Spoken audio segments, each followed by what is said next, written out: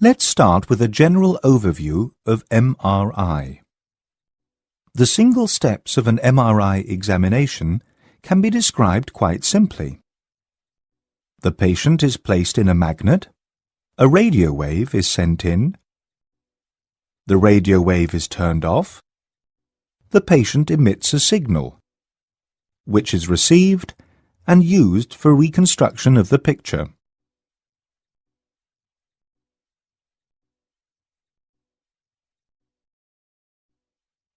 Let's take a look at these steps in detail. What happens when we put a patient into the magnet of an MR machine? To understand this, it is necessary to at least know some very basic physics, even though this may seem to be boring. As we all know, atoms consist of a nucleus and a shell, which is made up of electrons. In the nucleus, besides other things, there are protons, little particles that have a positive electrical charge, whatever that may actually be. These protons are analogous to little planets. Like the Earth, they are constantly turning or spinning around an axis. Or, as one says, protons possess a spin. The positive electrical charge, being attached to the proton, naturally spins around with it. And what is a moving electrical charge? It is an electrical current. Now, you may remember from your physics at school that an electrical current causes a magnetic force, or magnetic field. So, where there is an electrical current, there is also a magnetic field. Thus, the proton has its own magnetic field and can be seen as a little bar magnet. Let's review what we have learned. What happens to the protons when we put them into an external magnetic field? Normally, protons are aligned in a random fashion. This, however, changes when they are exposed to a strong external magnetic field. The protons, being little magnets, align themselves in the external magnetic field like a compass needle in the magnetic field of the Earth. However, there is an important difference. For the compass needle, there is only one way to align itself with the magnetic field. For the protons, however, there are two. The protons may align with their south and north poles in the direction of the external field parallel to it, or they may point in the completely opposite direction, antiparallel. These types of alignment are on different energy levels. To explain this, a man can align himself parallel to the magnetic field of the Earth, in other words, walking on his feet. Or he can align himself antiparallel, in the opposite direction. Both states are on different energy levels. In other words, need different amounts of energy. Walking on one's feet is undoubtedly less exhausting, takes less energy, than walking on one's hands. Naturally, the preferred state of alignment is the one that needs less energy. So, more protons are on the lower energy level, parallel to the external magnetic field, walking on their feet, so to speak. A smaller number is on the higher energy level, antiparallel, walking on their hands. The difference in number is, however, very small and depends on the strength of the applied magnetic field. To get a rough idea, for about 10 million protons walking on their hands, there are about 10,000,007 walking on their feet. The difference 007 is probably easy to remember, isn't it?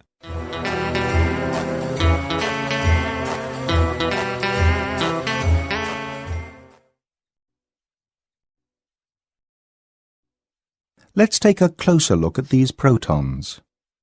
We'll see that the protons do not just lie there, aligned parallel or anti-parallel to the magnetic field lines. Instead, they move around in a certain way. This type of movement is called precession. What type of movement is precession? Just imagine a spinning top. When you hit it, it starts to wobble or tumble around. It doesn't, however, fall over. During the precession, the axis of the spinning top circles, forming a cone shape. Protons, in a strong magnetic field, also show this wobbling type of motion, which is called precession. In real life, this is a very fast movement. For reasons we will learn later, it's important to know how fast the protons precess. This speed can be measured as precession frequency. That is, how many times the protons precess per second. This precession frequency is not constant. It depends upon the strength of the magnetic field in which the protons are placed.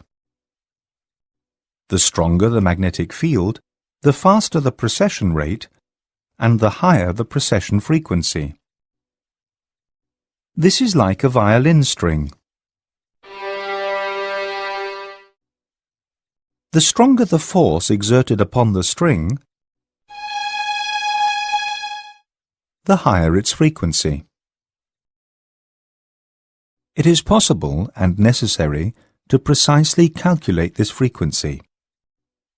This is done by using an equation called the Larmor equation. Omega 0 equals gamma B0. Omega 0 is the precession frequency in hertz or megahertz. B0 is the strength of the external magnetic field, which is given in Tesla, T, and gamma is the so-called gyromagnetic ratio. The equation states that the precession frequency becomes higher when the magnetic field strength increases. The exact relationship is determined by the gyromagnetic ratio gamma. This gyromagnetic ratio is different for different materials. For example, the value for protons is 42.5 MHz per Tesla. It can be compared to an exchange rate, which is different for different currencies. It's now time to take a break. However, let us briefly review what we have learned up to now.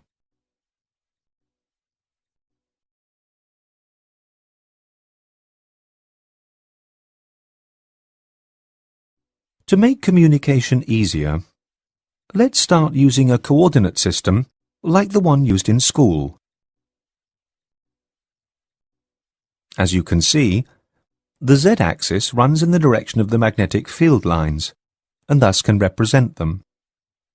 So we can stop drawing the external magnet in all other illustrations. From here on, we will also illustrate the protons as vectors, as little arrows. Maybe you can remember. A vector represents a certain force, by its size, that acts in a certain direction of the arrow. The force that is represented by vectors in our illustrations is the magnetic force. Now, let's look at this illustration. Here we have 9 protons pointing up, precessing parallel to the external magnetic field lines, and 5 protons pointing down, precessing anti-parallel to the external magnetic field. In order to simplify this demonstration, let us stop the animation. What we see in the figure is just a picture taken at a specific point in time. A picture taken just a little later shows the protons in different positions because they precess. The precession actually goes very fast. The precession frequency for hydrogen protons is somewhere around 42 MHz in a magnetic field strength of 1 Tesla. This means that the protons precess around the ice cream cone more than 42 million times per second. Now there are millions and millions of protons in your body precessing this fast. It's easy to imagine that at a certain moment there may be one proton, A in the illustration, pointing in one direction, and another proton, A1, pointing exactly in the opposite direction. The result is very important. The magnetic forces in the opposing directions cancel each other out. Like two persons pulling at the opposite ends of a rope.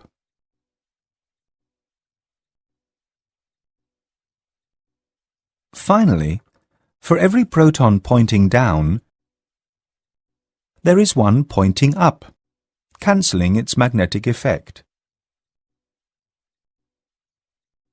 But as we have learned, there are more protons pointing up than down, and the magnetic forces of these protons are not cancelled by others. So we are left in effect with some protons, 4 in our example, pointing up. However, not only magnetic forces pointing up and down can cancel or neutralize each other. As the protons that are pointing up precess, there may be one pointing to the right, while another one is pointing to the left.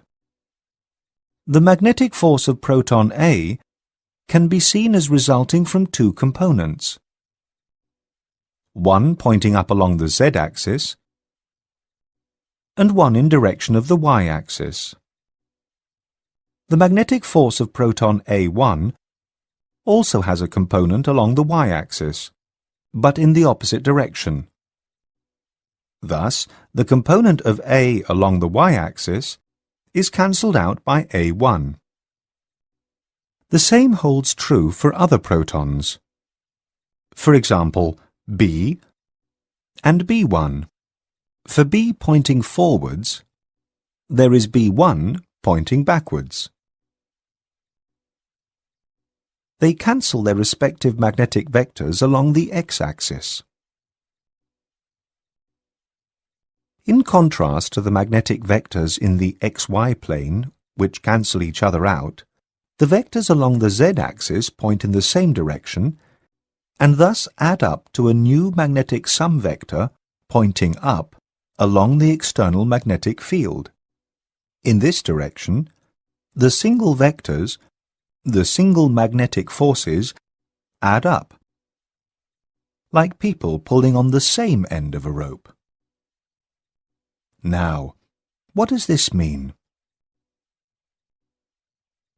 This means that by placing a patient in the magnet of the MR unit, or in any other strong magnetic field, the patient himself becomes a magnet. In other words, has his own magnetic field. Why? Because the vectors of the protons that do not cancel each other out add up. As this magnetization is longitudinal to the external magnetic field, it's called longitudinal magnetization. This new magnetic vector is important because it is the one that may be used to get a signal. It would be nice if we could measure this magnetization of the patient, but there is a problem. We cannot measure this magnetic force as it is in the same direction, parallel to the external magnetic field. To illustrate this, imagine you are sitting on a boat, floating down a river. You have a water hose in your hand and squirt water into the river. For somebody who is watching you from the shore, it is impossible to tell how much water you pour out. In other words, how much new magnetization is added in the old direction. However, when you point the water hose at the shore, change the direction of the new magnetic field, then the water may be directly picked up and measured by an impartial observer on the shore. What we should learn from this is magnetization longitudinal to the external magnetic field cannot be measured directly. For this, we need a magnetization which is not longitudinal, but transversal to the external magnetic field. Before you walk away, let's just sum up, and when you come back, start with this summary again.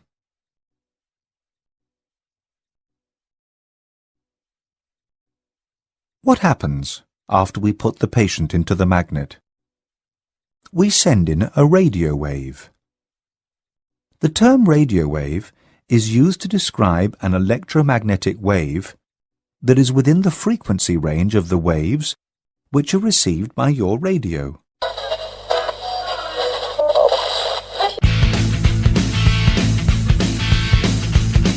Well, you can imagine it's not quite like this kind of radio wave.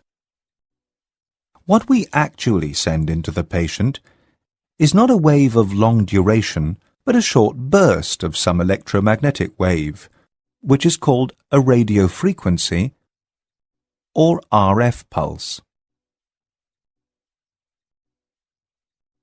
The purpose of this RF pulse is to disturb the protons, which are peacefully precessing in alignment with the external magnetic field. We'll hear about the details later. But not every RF pulse disturbs the alignment of the protons. For this, we need a special RF pulse, one that can exchange energy with the protons. But when can an RF pulse exchange energy with the protons? For this, it must have the same frequency, the same speed as the protons, so to speak. Just imagine that you're driving down a racetrack in your car.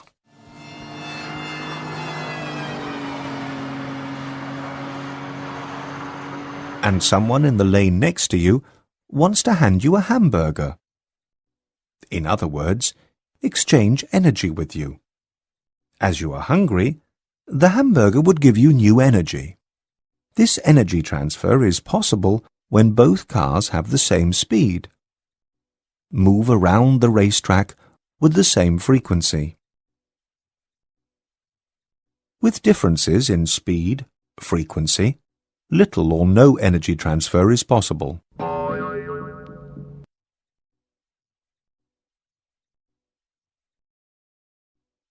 What speed, or better, what frequency, did the protons have? They had their precession frequency, which can be calculated by the Larmor equation. So the Larmor equation gives us the necessary frequency of the RF pulse to send in. Only when the RF pulse and the protons have the same frequency can protons pick up some energy from the radio wave, a phenomenon called resonance.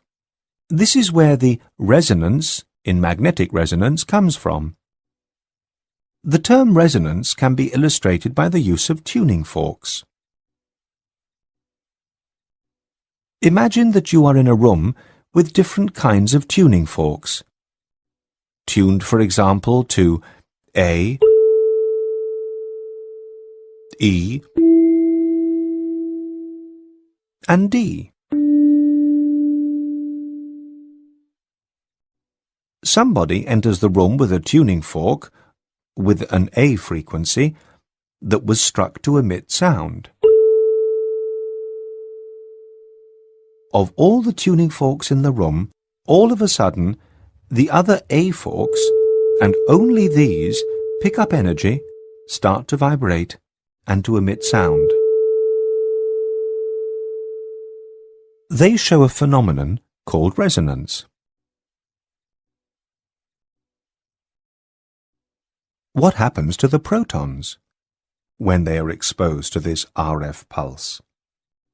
Well, just click the RF pulse and see what happens.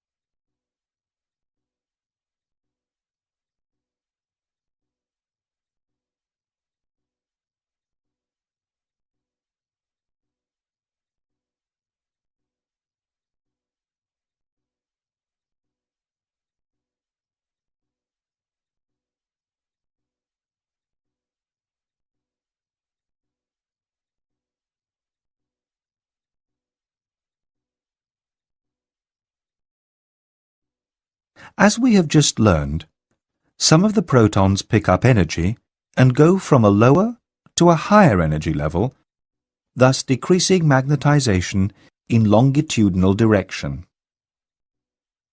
But something else happens. Do you remember what drawings of radio waves look like? They resemble a whip. And what does a whip make the bears do? It makes them walk in line, in step, in sync. They are in phase. Believe it or not, the RF pulse also has a whip-like action, not on bears, but on protons. When the protons randomly point left, right, back, forth, and so on, they also cancel their magnetic forces in these directions. Due to the RF pulse, the protons do not point in random directions anymore, but move in step, in sync. They are in phase. They now point in the same direction at the same time, and thus their magnetic vectors add up in this direction. This results in a magnetic vector pointing to the side to which the precessing protons point, and this is in a transverse direction. This is why it is called transversal magnetization. In summary, the RF pulse causes longitudinal magnetization to decrease and establishes a new transversal magnetization. This newly established magnetic vector naturally does not stand still, but moves in line with the precessing protons and thus with the precessing frequency. The situation can be compared to a ship. Think about the passengers being distributed randomly all over the deck. The ship is then in a normal position. Then have all the passengers walk in equal step around the railing. What happens? The ship leans towards the side where the people are. A new force is established and becomes visible. Let's have a look at the newly established transversal magnetization vector. This moves in phase with the precessing protons. The new magnetic vector comes towards you, goes away from you, comes again towards you, and so on. And this is important. The magnetic vector, by constantly moving, constantly changing, induces an electric current. We've talked about the opposite already. The moving electrical charge of the proton, the electric current, induces the proton's magnetic field. This also is true the other way round. A moving magnetic field causes an electric current, for example, in an antenna. And this electric current, induced by the moving magnetic field, is the MRI signal. As the transversal magnetic vector moves around with the precessing protons, it moves with the precession frequency. The resulting MR signal, therefore, also has the precession frequency. But how can we make a picture out of this electric current, which actually is our MR signal? For this, we have to know where in the body the signal came from. How can we know that? The trick is really quite simple. We do not put the patient into a magnetic field which has the same strength all over the section of the patient which we want to examine. Instead, we take a magnetic field which has a different strength at each point of the patient's cross-section. What does this do? We have heard that the precession frequency of a proton depends on the strength of the magnetic field. as the frequency of a violin string depends on the strength with which you pull it.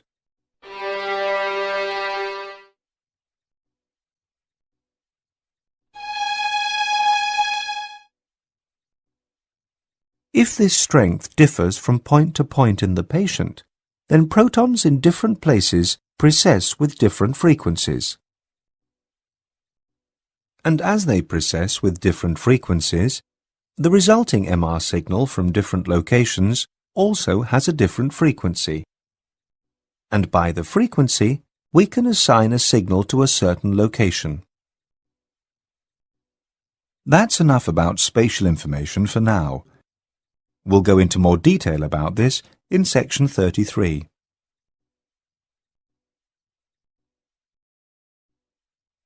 If our protons rotated around in sync, in phase, and nothing changed, then we'd get a signal as illustrated in the previous section. This, however, is not what happens. This is the situation right after the RF pulse was switched on.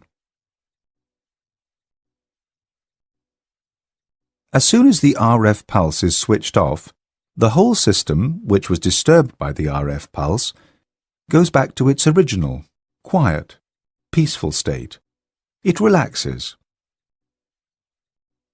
The newly established transverse magnetization starts to disappear, a process called transversal relaxation. And the longitudinal magnetization grows back to its original size, a process called longitudinal relaxation. Why is that? The reason why the longitudinal magnetization grows back to its normal size is easier to explain, so let's start with that. No proton walks on its hands longer than it has to. A sort of human trait. The protons that were lifted onto a higher energy level by the RF pulse go back to their lower energy level and start to walk on their feet again. Let's have a closer look at what happens. Sending in the RF pulse makes, let's say, 3 protons walk on their hands. Note that for simplicity, the protons were not depicted as being in phase. This subject is covered in more detail in sections 12 and 16. After the RF pulse is switched off, protons go back to the lower state of energy. In other words, point up again. But not all protons do this at exactly the same time. Instead, it is a continuous process, as if one proton after the other goes back to its original state. The effect is that longitudinal magnetization increases and grows back to its original value. What happens to the energy which they'd picked up from the RF pulse? The energy is just handed over to their surroundings, the so-called lattice. And this is why this process is not only called longitudinal relaxation, but also spin lattice relaxation. If you plot longitudinal magnetization versus time after the RF pulse is switched off, you get a curve like this one. It increases with time.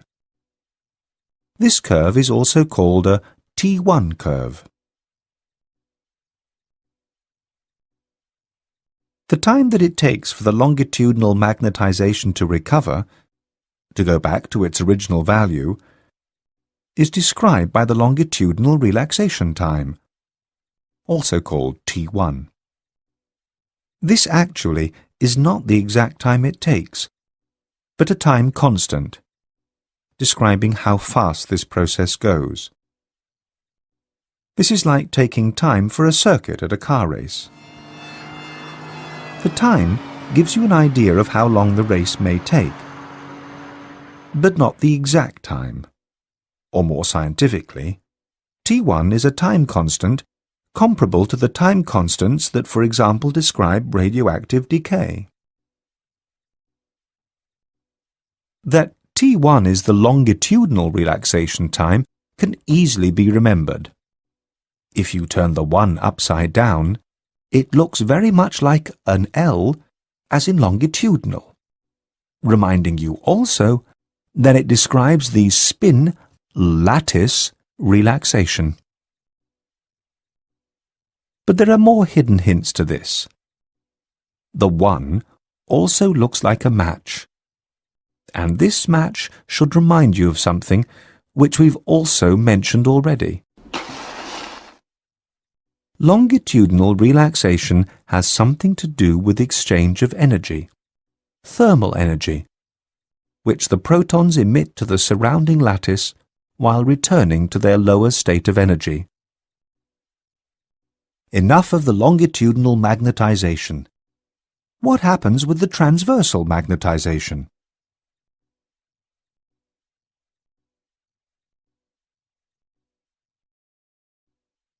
Let us assume that this is the situation just before the RF pulse is switched off.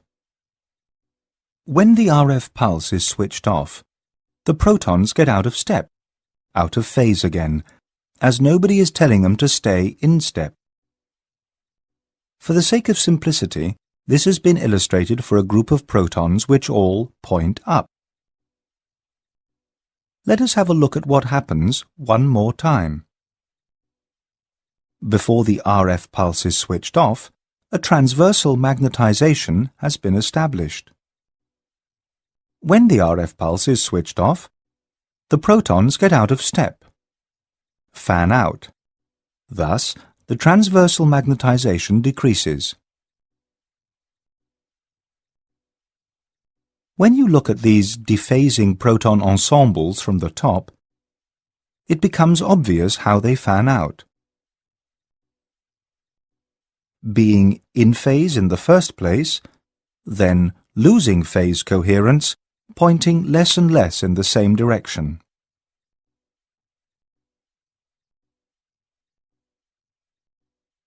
We heard earlier that protons precess with a frequency which is determined by the magnetic field strength that they are in.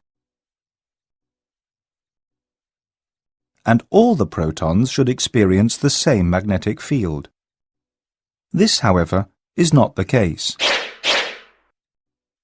Firstly, the field of the MR magnet, in which the patient is placed, is not totally uniform, not totally homogeneous, but varies a little, thus causing different precession frequencies. And, secondly, each proton is influenced by the small magnetic fields from neighbouring nuclei that are also not distributed evenly, thus causing different precession frequencies too.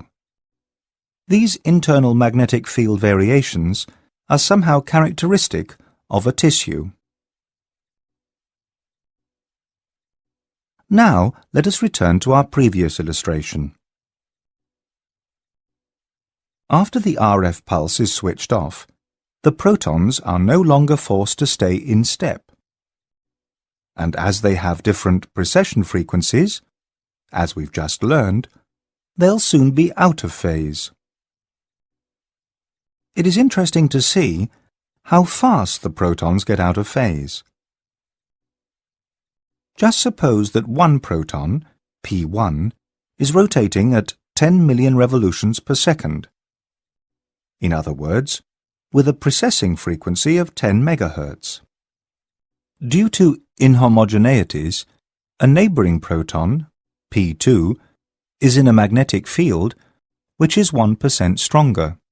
This proton has a precession frequency of 10.1 MHz, 1% more.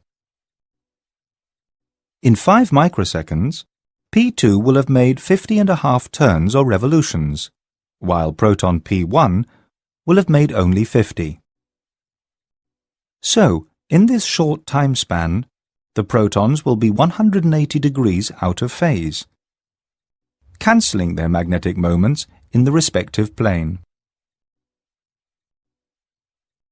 Similar to what we did for the longitudinal magnetization, we can plot transversal magnetization versus time. What we get is a curve like this one. This curve is going downhill as transversal magnetization disappears with time. And as you probably expect, there is also a time constant, describing how fast transversal magnetization vanishes, goes downhill. This time constant is the transversal relaxation time, T2. How to remember what T2 is? Easy. T2 is T times 2 is double T is TT. And this means it describes the T transversal, thus the relaxation of the transversal magnetization. The resulting curve is thus called a T2 curve. Another term for transversal relaxation is spin-spin relaxation, reminding us of the underlying mechanism, a spin-spin interaction. How to remember which one is the T1 and which one the T2 curve? Just put both curves together. You can see something like a mountain with a ski slope. You first have to climb to the top, T1 curve, before you can ski down, T2 curve. It takes longer to climb a mountain than to ski down, which helps us to remember that T1 is normally longer than T2. So, time for a review.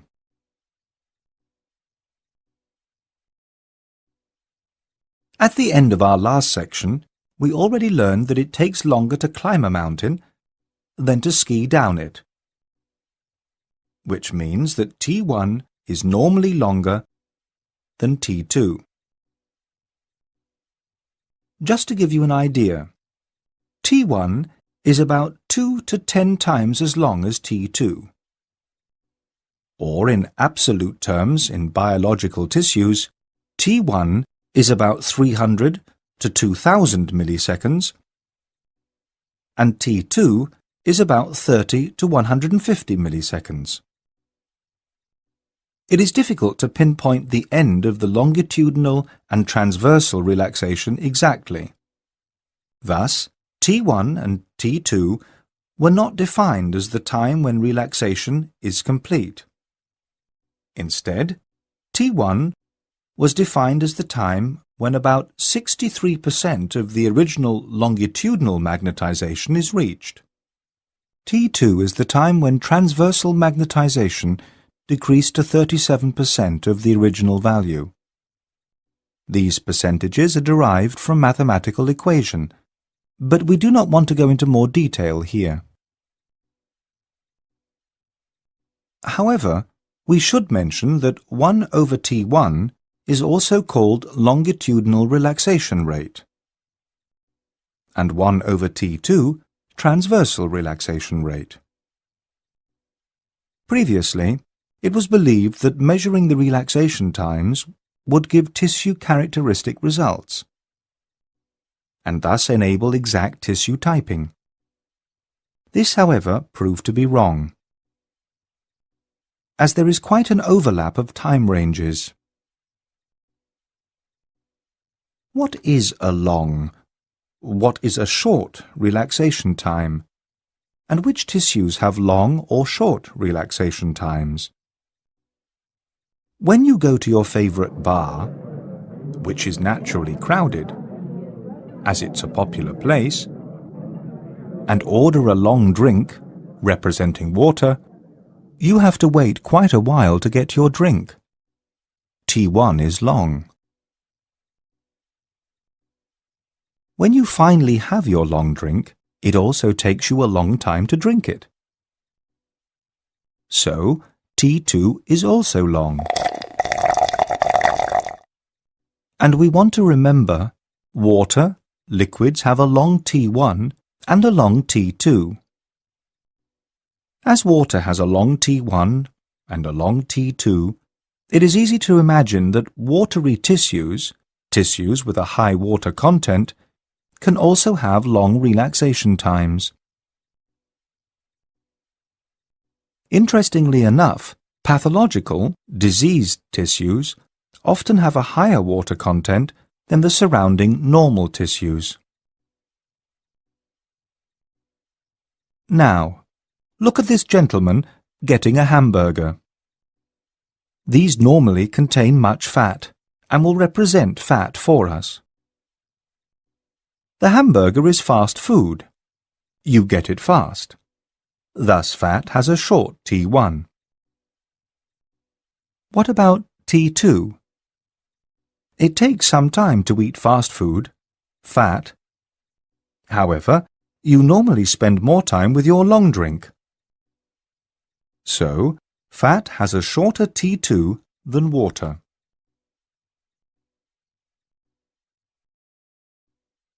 Actually, T1 depends on tissue composition, structure, and surroundings.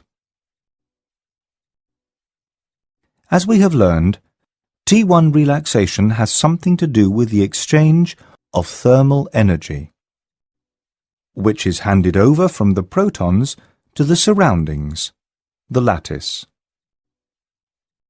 The precessing protons have a magnetic field that constantly changes directions, that constantly fluctuates according to the Larmor frequency. The lattice also has its own magnetic fields. The protons now want to hand energy over to the lattice to relax. This can be done very effectively when the fluctuations of the magnetic fields in the lattice occur with a frequency that is near the Larmor frequency. When the lattice consists of pure liquid, water, it is difficult for the protons to get rid of their energy, as the small water molecules move too rapidly. And as the protons, which are on the higher energy level, cannot hand their energy over to the lattice quickly, they will only slowly go back to their lower energy level, their longitudinal alignment. Thus, it takes a long time for the longitudinal magnetization to show up again. And this means that liquids, water, have long T1s. When the lattice consists of medium-sized molecules, most body tissues can be looked at as liquids containing various sized molecules, kind of like a soup, that move and have fluctuating magnetic fields near the Larmor frequency of the precessing protons, energy can be transferred much faster. Thus, T1 is short. This can again be illustrated by our hamburger and race car example. Handing over hamburgers, in other words, energy, from one car, proton, to the other, lattice, is easy and efficient when both move with the same speed. With a difference in speed, the energy transfer will be less efficient.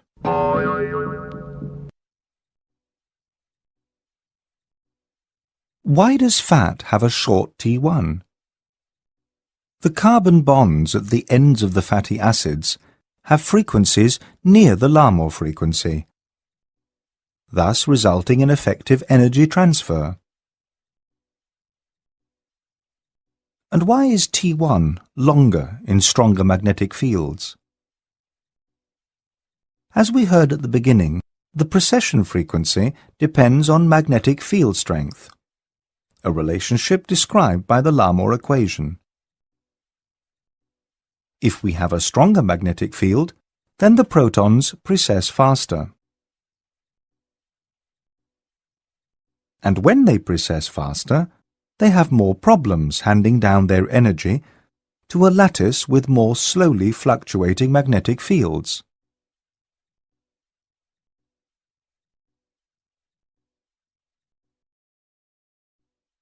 What influences T2?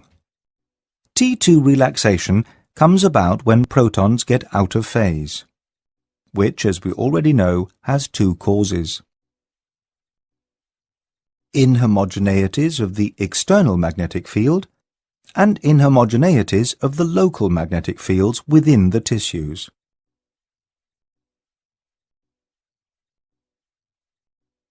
As water molecules move around very fast, their local magnetic fields fluctuate fast, and therefore kind of average each other out. So there are no big net differences in internal magnetic fields from place to place. And if there are no big differences in magnetic field strength within a tissue, the protons stay in step for a long time before they dephase. And so T2 is longer. With impure liquids, for example, those containing some larger molecules, there are bigger variations in the local magnetic fields. The larger molecules do not move around as fast, so their local magnetic fields do not cancel each other out as much. These larger differences in local magnetic fields consequently cause larger differences in precessing frequencies. Thus, protons get out of phase faster. T2 is shorter. This can be illustrated by the following example. Imagine that you drive down a street with many potholes. When you drive slowly, which is equal to the surroundings moving slowly, and you are standing still, your car will be bumping up and down as it drives over each pothole. The differences in the surroundings, the magnetic field variations, influence you considerably. When you drive very fast, which is the same as if the surroundings move very fast, you do not feel each single pothole anymore. Before they have a major effect on you, you are already back at normal street level. Thus, their effect is averaged out. You are much less influenced by differences in the surroundings, the variations in magnetic field strength. What does all this have to do with what we want to know? All these processes influence how your MR picture will finally look.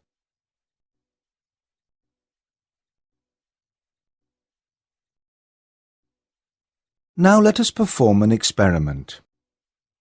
Here you can see two protons, precessing around the z-axis. I hope that you can recall that the z-axis indicates the direction of a magnetic field line. Instead of only these two protons, in reality there may be 8 pointing up and 6 pointing down, or 82 up and 80 down. There should only be 2 more protons pointing up. As we know, these are the ones that have a net magnetic effect, because their effects are not cancelled out. Now let us send in an RF pulse, which has just the correct strength and duration, so that one of the 2 protons picks up energy to go into a higher state of energy. In other words, points down, walks on its hands. What will happen? To find out, just activate the RF pulse by clicking on it. The longitudinal magnetization, up to now resulting from 2 protons pointing up, will decrease. In our example, to 0. 1 pointing up is neutralized by 1 pointing down. But, as both protons are in phase, there is a new transversal magnetization which had not been there before. Try to imagine tilting a longitudinal magnetic vector 90 degrees to the side. Let's repeat that. The RF pulse tilts the longitudinal magnetic vector 90 degrees to the side. Such an RF pulse is called a 90-degree pulse. Naturally, other RF pulses are also possible and are named accordingly. For example, 180-degree pulse.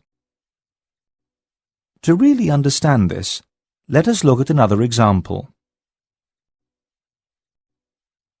Here we have 6 protons pointing up. We send in an RF pulse, which lifts 3 of them onto a higher energy level. The result? We no longer have a longitudinal, but a transversal magnetization, again having used a 90-degree pulse. What happens when the RF pulse is switched off? To find out, try clicking it off. 2 things happen. Protons go back to their lower state of energy, and they lose phase coherence. It's important to note that both processes occur simultaneously and independently. For the sake of simplicity, let us look at what happens step by step, and first focus on the longitudinal magnetization. After the RF pulse is switched off, 1 proton goes back to the lower energy state, resulting in 4 protons pointing up and 2 pointing down. The net effect? We now have a longitudinal magnetization of 2. Then the next proton goes back up. Now 5 protons are pointing up and 1 down, resulting in a net longitudinal magnetization of 4. After the next proton goes up, longitudinal magnetization equals 6. You have surely already noticed that the transversal magnetization decreases at the same time.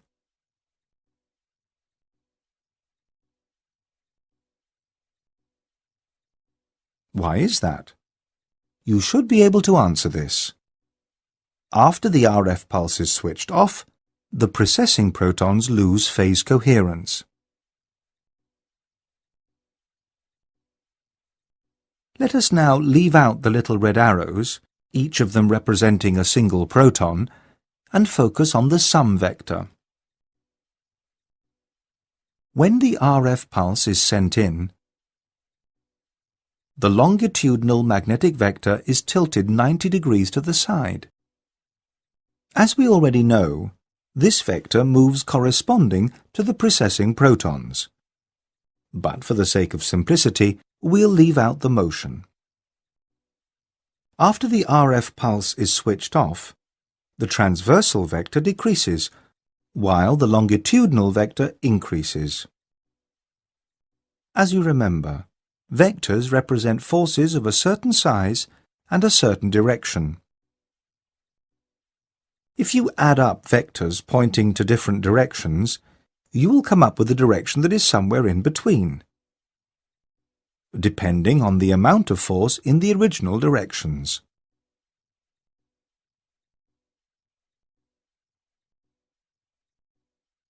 If we do the same with the longitudinal and the transversal vector, we get the sum vector.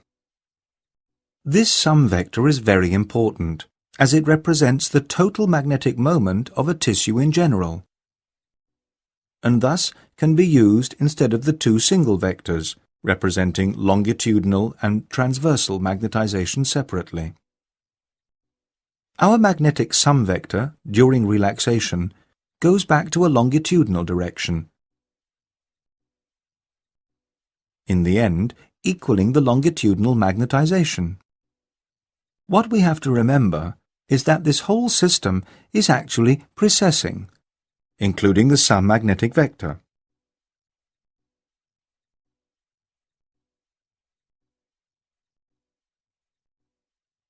And thus, after the RF pulse is switched off, the sum vector will actually perform a spiraling motion. By switching the RF pulse on again, you can start this animation over and over again.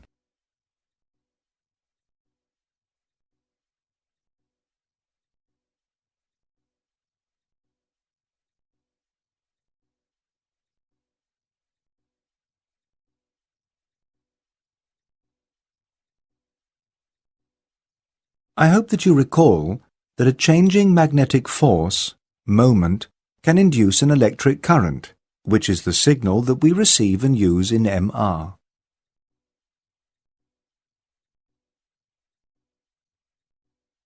So if we put up an antenna somewhere in our last example, we will get a signal like this one.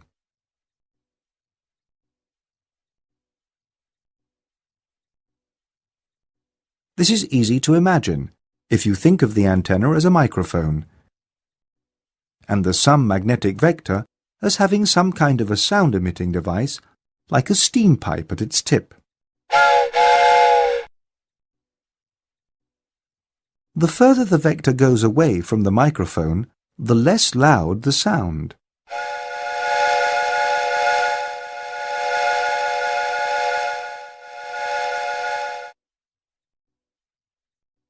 The frequency of the sound, however, remains the same, because the sum vector spins with the precessing frequency.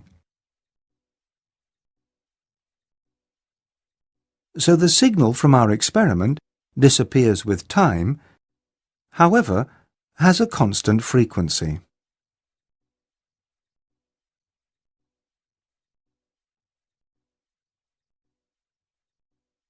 This type of signal is called a free induction decay signal, or FID signal. By now, it should be obvious that the magnetic vectors directly determine the MRI signal and signal intensity by inducing electric currents in the antenna.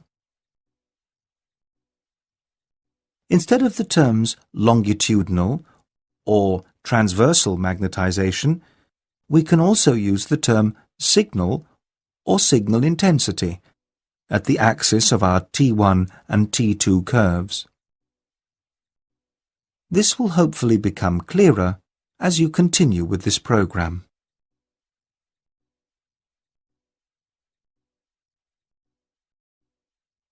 Let us perform another experiment similar to the one in the previous section.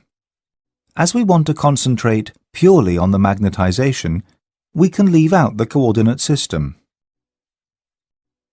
We have two tissues, A and B, which have different relaxation times, as we will see later. We send in a 90-degree RF pulse, switch it off, and wait a certain time, TR long. We will explain later why we use the term TR. Then we send in a second 90-degree pulse. What will happen? As after the time TR long, tissue A and tissue B have regained all of their longitudinal magnetization, the transversal magnetization after the second pulse will be the same for both tissues, as it was after the first RF pulse. Tissue A cannot be differentiated from tissue B. What if we do not wait so long from pulse to pulse? Let us see. After the first pulse, an equally sized transversal magnetization is established in both tissues, which decreases after the pulse is switched off. At TR short, however, tissue A has regained more of its longitudinal magnetization than tissue B. When the second 90-degree pulse now tilts the longitudinal magnetization 90 degrees, the transversal magnetic vector of tissue A is larger than that of tissue B. And when this vector of A is larger, it'll reach closer to our antenna. Thus, the imaginary steam pipe at the tip of vector A will cause a louder, stronger signal in our microphone, the antenna, than vector B.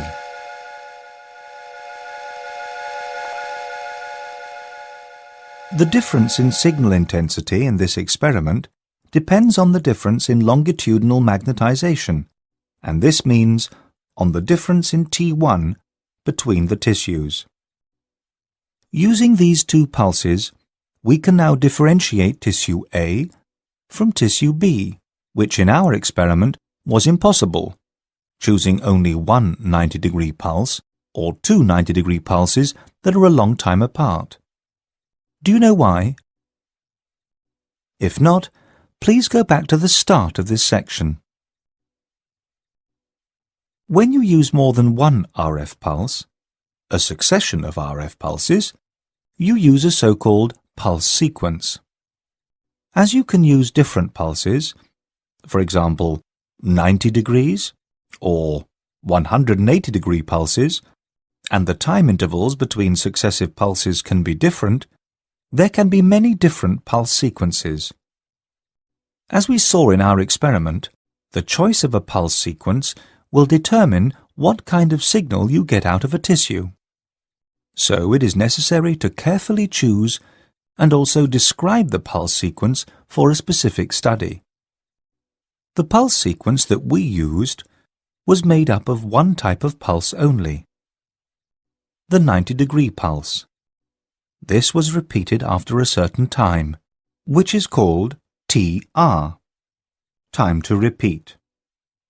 How did TR influence the signal in our experiment? Here we have our last experiment with tissue A and B, depicted in 7 single freeze frames. With a long TR, we got similar signals from both tissues. Both would appear the same on an MR picture, since the transversal magnetization was the same for both tissues. Using a shorter TR, there was a difference in signal intensity between the tissues, determined by their difference in T1. The resulting image is called a T1 weighted image. This means that the difference of signal intensity between tissues in that image, the tissue contrast, is mainly due to their difference in T1. However, there is always more than one parameter influencing the tissue contrast. In our example, T1 is just the most outstanding one. What is a short? What is a long TR? A TR of less than 500 milliseconds is considered to be short. A TR greater than 1500 milliseconds to be long. As you may imagine, or know already, we can not only create T1 weighted images, but also T2 weighted images, and so-called proton density weighted images. This proton density, which is also called spin density, influences tissue contrast and can be explained quite simply. Where there are many protons, we'll have lots of signals. Where there are no protons, there'll be no signal. We'll hear more about this later. The point is that by using certain pulse sequences, we can make certain tissue characteristics to be more or less important in the resulting image. By choosing a pulse sequence, the doctor can be compared to a conductor of an orchestra. He can influence the overall appearance of the sound, signal, by making certain instruments, parameters, influence the sound more than others. All instruments, parameters, however, always play some role in the final sound, signal.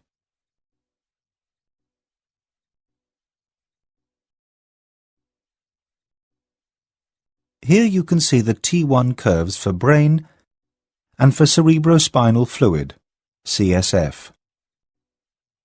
Brain has a shorter longitudinal relaxation time than CSF. At the time 0, we have no longitudinal magnetization at all, and this can be the time immediately after our first 90-degree pulse. When we wait a long time before we repeat the 90-degree pulse, TR long, longitudinal magnetization has pretty much recovered. The longitudinal magnetic vectors that'll be tilted 90 degrees differ only to a small degree, so there will only be a small difference in signal intensity. In other words, tissue contrast between brain and CSF. If we, however, send in the second pulse after the shorter TR short, the difference in longitudinal magnetization is rather large, so there will be a better tissue contrast. And as we can see from the distance between the two curves, there is a time span where tissue contrast is most pronounced. Looking at the two curves, you may have asked yourself, why are the signals after a very long time TR between pulses not identical? We have heard the explanation already. The signal intensity depends on many parameters. When we wait a long time, T1 does not influence the tissue contrast anymore. However, there may still be a possible difference in the proton density of the tissues in question. And when we wait a very long time, TR in our experiment, the difference in signal is mainly due to different proton densities. We have a so-called proton density or spin density weighted image. Now we have heard about T1 and proton density weighted images. How do we obtain a T2 weighted image? This is a little more difficult to understand.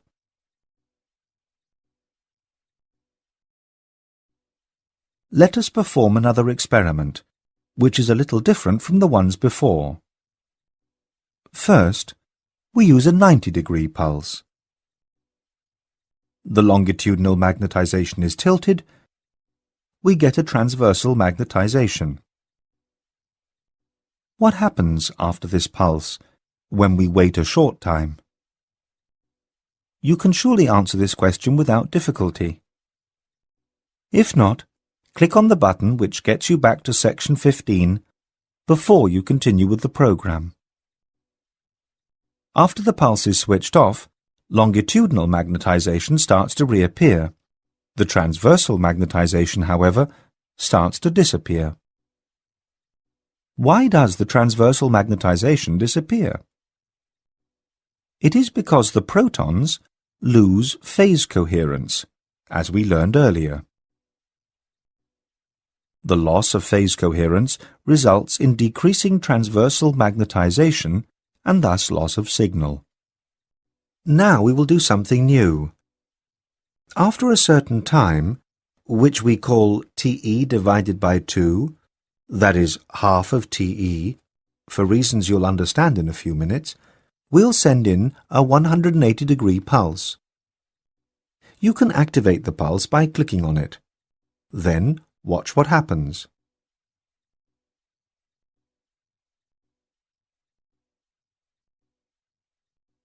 What happened? Let us rewind and watch the scene again in super slow motion.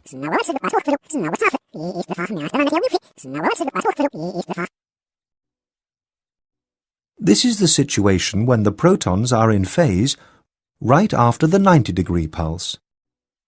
Shortly afterwards, they start to lose phase coherence. Then we sent in the new 180-degree pulse. The 180-degree pulse acts like a rubber wall. It makes the protons turn around so that they precess in exactly the opposite direction, which is clockwise. The result is that the fast precessing protons are now behind the slower ones. If we wait another time, half of TE, the faster ones will have caught up with the slower ones. At this point in time, the protons are nearly in phase again, which results in a stronger transversal magnetization and thus in a stronger signal again. A little later, however, the faster precessing protons will be ahead again, with the signal decreasing again. To illustrate this, think about the race between the tortoise and the hare starting at the same line. After a certain time, half of TE, the hare is ahead of the tortoise. When you make the competitors run in the opposite direction for the same length of time, run back, they'll both be back at the starting line at exactly the same time, assuming that they run at constant speed.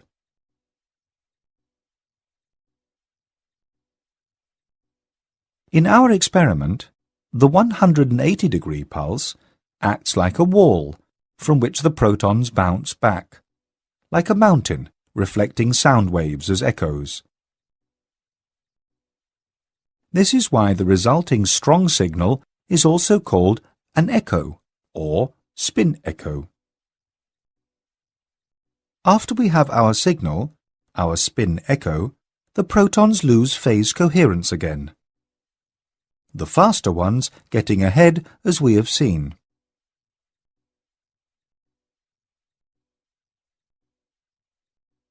We can naturally perform the experiment again with another 180-degree pulse, and another, and another. If we now plot time versus signal intensity, we get a curve like this one. A curve connecting the spin echo intensities is the T2 curve. From this curve we can see that the spin echo, the resulting signal, decreases with time. Responsible for this is the fact that our 180-degree pulse only neutralizes effects that influence the protons in a constant manner, and these are the constant inhomogeneities of the external magnetic field. Inconstant inhomogeneities from local magnetic fields inside of the tissue cannot be evened out, as they may influence some protons before the 180-degree pulse differently than after the 180-degree pulse.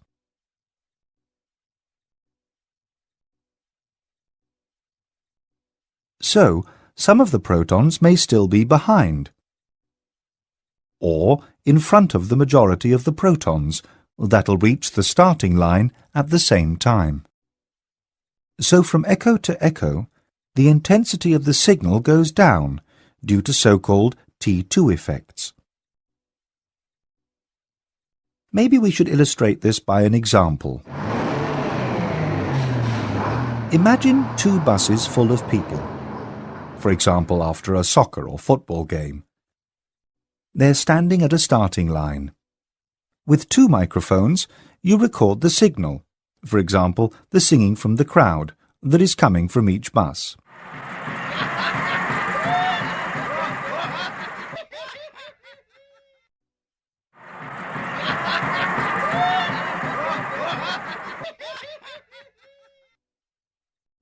The buses leave in the same direction.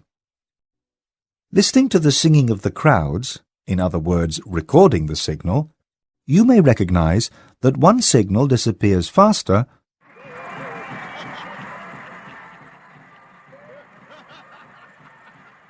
than the other.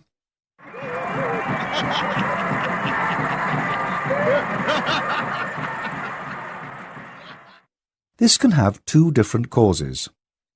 The difference in signal intensities, the difference in singing, may be due to differences in inherent properties of the two groups, internal inhomogeneities.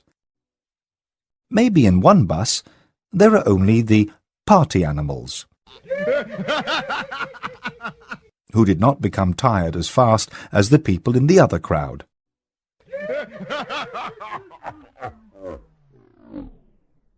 Or maybe one bus is driving faster than the other. Loss of signal would thus be due to external influences, the external magnetic field inhomogeneities. To figure out what the actual reason is for the signal disappearing, you can make the buses turn around after a certain time half of TE and have them drive back with the same speed also for the time half of TE. After 2 times half of TE, equaling TE, the buses will be back at the starting line. The signal intensity that you record with your microphone then depends only on inherent properties. In other words, how tired the crowds have become.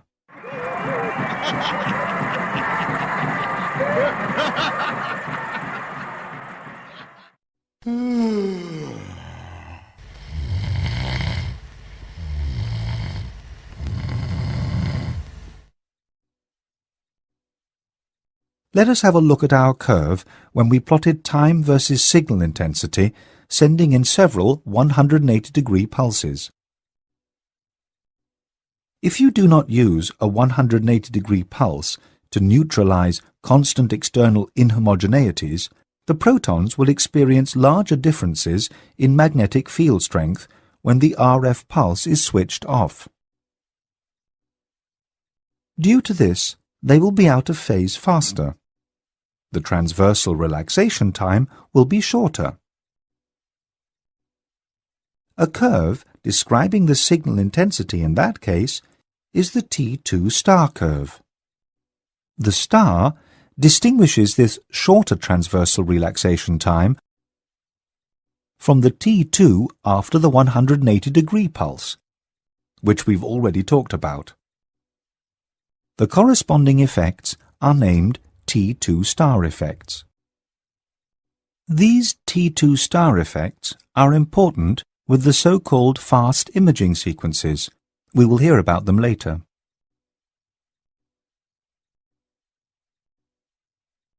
The type of pulse sequence that we used in our experiment is called a spin echo sequence, consisting of a 90-degree pulse and a 180-degree pulse, causing the echo. This pulse sequence is very important in MR imaging, as it is the workhorse among the pulse sequences, which can be used for many things. It is important to realize that with a spin echo sequence, we can not only produce T2, but also T1 and proton density weighted images. We'll get to that a little later. Let us first look at such a T2 weighted sequence.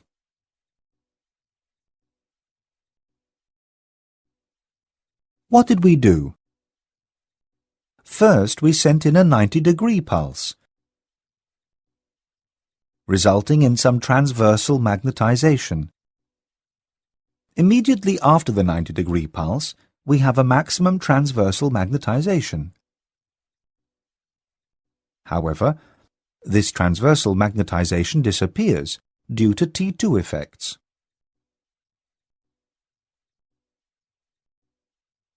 How fast transversal magnetization disappears can be seen from a T2 curve. The curve starts at 0, which is the time immediately after the 90-degree pulse is switched off. When we wait for a certain time, half of TE, to send in the 180-degree pulse, transversal magnetization will have become smaller. After waiting another half of TE, that is, TE after the 90-degree pulse is switched off, we will receive a signal, the spin echo. The intensity of this echo is given by the T2 curve at the time TE. This time, between the 90-degree pulse and the spin echo, is called time to echo. The time TE can be chosen by the operator. And as we can see from the T2 curve, TE influences the resulting signal and thus also the image. The shorter the time TE, the stronger the signal that we get from the tissue. To get the best strong signal, it may seem reasonable to use a short TE, because with longer TEs, signal intensity decreases. With a short TE, however, there is a problem. Let's have a look at two different tissues. Tissue B, water or CSF, has a longer T2 than tissue A, brain. Both T2 curves in this example start at the same point. If we only wait a short TE, TE short, the difference in signal intensity between tissue A and tissue B is very small. Both tissues may hardly be distinguished, as there is hardly any contrast, which is the difference in signal intensity of tissues. Consequence, with a short TE, differences in T2 do not influence tissue contrast very much. As both T2 curves diverge, with a longer TE, TE long, the difference in T2 curves, and thus the difference in signal intensity, meaning contrast, is more pronounced in our example. So it might be reasonable to wait a very long TE. The resulting image should be very heavily T2 weighted. But, and there is always a but, if we wait longer, the total signal intensity becomes smaller and smaller. The signal-to-noise ratio becomes smaller. The image appears grainy. An example to illustrate this signal-to-noise problem. When you receive a local radio station in your radio,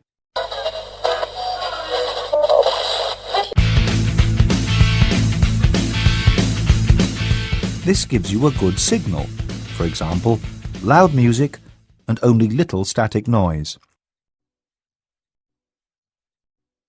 When you drive out of town, the signal intensity of the radio station becomes weaker, and you'll hear more static noise.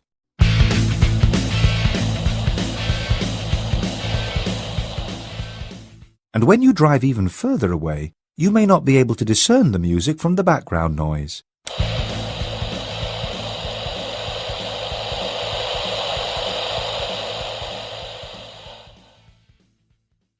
And this is the same for the MR signal. There is always some noise in the system. However, when the signal is strong, this doesn't matter much.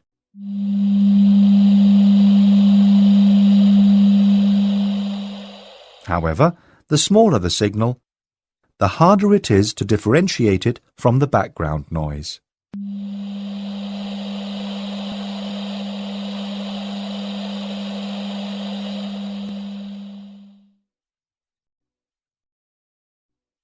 Let us go back to our spin echo pulse sequence. This sequence can be illustrated schematically like this. 90-degree pulse, weight half of TE. 180-degree pulse, weight half of TE. Record signal. For certain different reasons, such a pulse sequence is repeated 2 or more times.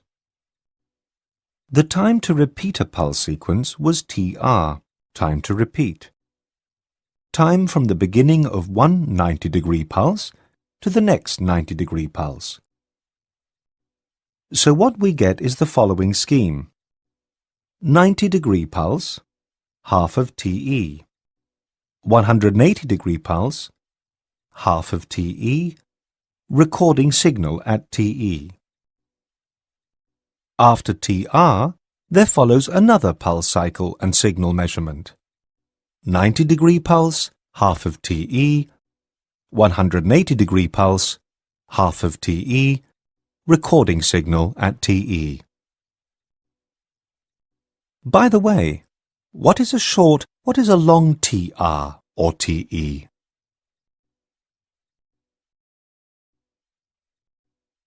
To figure out how much signal you get from a certain tissue with certain parameters of a spin echo sequence, you actually have to do no more than combine its T1 and T2 curves.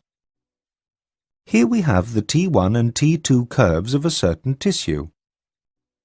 T1 represents the longitudinal relaxation, and T2 represents the transversal relaxation.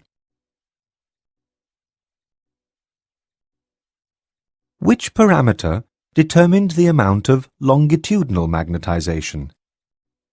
That was TR. To see how much longitudinal magnetization will be tilted 90 degrees to the side, and thus to figure out with how much transversal magnetization we start out with, we just look at the intensity of the longitudinal magnetization at the time TR.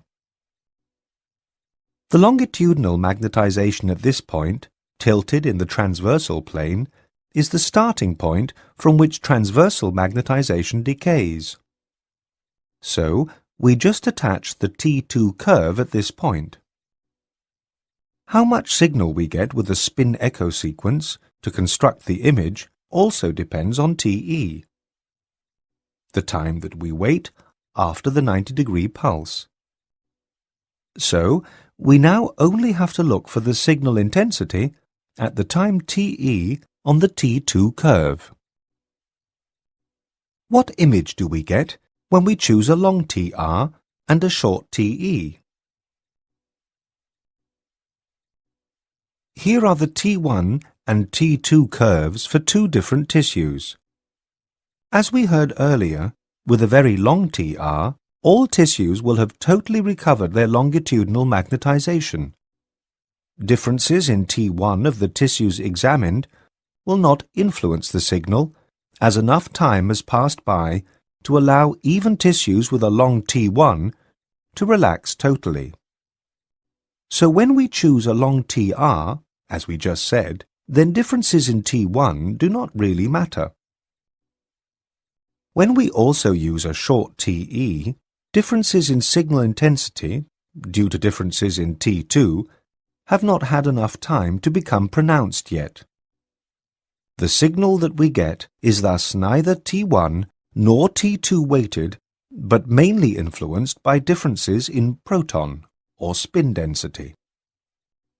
The more protons, the more signal, if you look at it simply. And what happens when we use a long TR and a long TE? With a long TR, there are no prevailing differences in T1. With the long TE, however, differences in T2 become pronounced. Thus, the resulting image is T2 weighted. What if we use a shorter TR and a short TE? With a short TR, tissues have not recovered their longitudinal magnetization.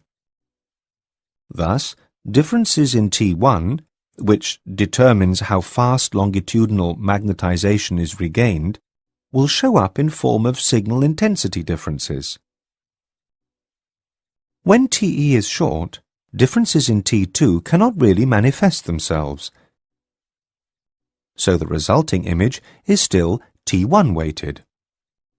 There is a lower limit for TE because it takes some time for the 180-degree pulse to be sent in and to properly take effect. What if we use a very short TR and a very long TE? This is only a theoretical question. Why? With a very short TR, there will only be very little longitudinal magnetization which is tilted. And with a long TE, we even allow the small amount of transversal magnetization resulting to disappear to a large extent. The resulting signal will be so small, of so little intensity, that it cannot be used to make a reasonable image. If you've not been concentrating for the last few minutes, you're probably thinking about giving up right now. How to remember this?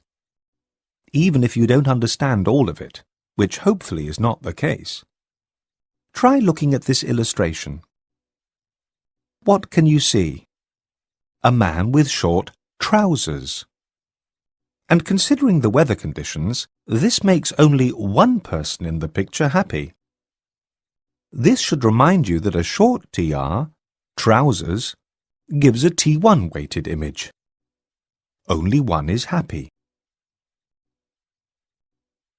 And what can you see in this illustration? The same couple is having tea. Now, having tea, which is usually served hot, always takes a long time. And in the illustration, the long T makes two people happy. This should remind you that a long TE gives a T2 weighted image.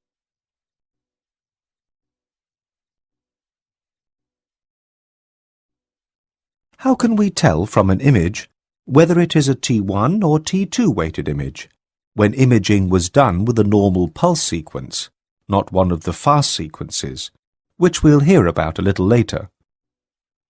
As a rule of thumb, if you see white fluid, for example, CSF or urine, you're dealing with a T2 weighted image. If the fluid is darker than the solids, we have a T1 or a proton density image. Look at this scan. CSF is dark. The grey matter is darker, greyer than the white matter. This is a typical T1 weighted image. In B, CSF is still dark, even though its signal intensity is slightly higher than in the T1 weighted image. Contrast between the grey and white matter is reversed. This is a proton or spin density weighted image. And as grey matter has a higher water content, in other words, contains more protons, its signal intensity is higher than that of the white matter. In C, CSF has a higher signal intensity than grey and white matter.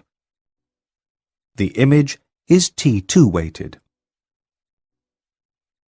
These are rules of thumb only. Actually, to be really sure, you'd have to look at two images taken with different imaging parameters. Why? Look at this figure.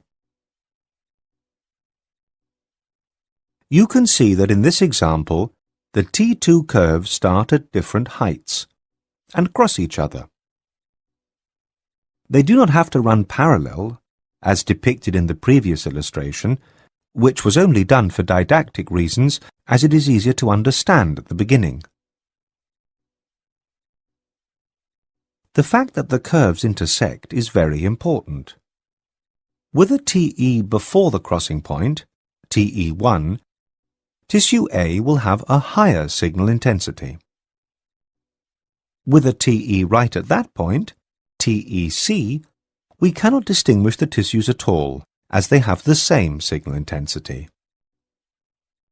Thus, you might be unlucky and choose a pulse sequence with just those imaging parameters that do not allow tissue differentiation, which is the reason for performing two different examinations with different T1 and T2 weightings. With a TE beyond the crossing point, TE2, tissue A will have a lower signal than tissue B. Before this crossing point, which you do not know looking at an image normally, the relative signal intensities are still governed by differences in T1.